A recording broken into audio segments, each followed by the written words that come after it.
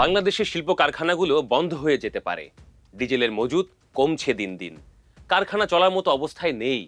তাছাড়া বিদেশি ক্রেতারা অর্ডার কমিয়ে দিতে পারে এমন ভয়ও তৈরি হয়েছে। আসলে ইরান যুদ্ধ শুরু হওয়ার পর থেকেই এরকম নানান কঠিন বাস্তবতা দেখা দিচ্ছে। যদিও ইরান আশ্বস্ত করেছে হরমুজ প্রণালী দিয়ে জ্বালানি নিতে বাংলাদেশকে বাধা দেয়া হবে না, কিন্তু সেই সাপ্লাই আসতেও তো সময় লাগবে।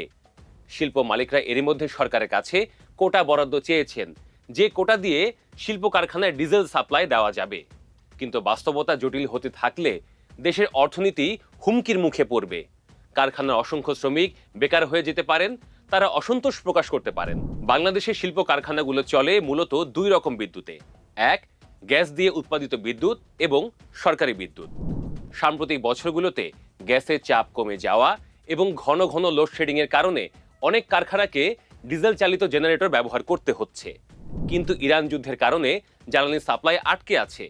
এমন চলতে থাকলে দেশি শিল্প কারখানাগুলো ডিজেল নাও পেতে পারে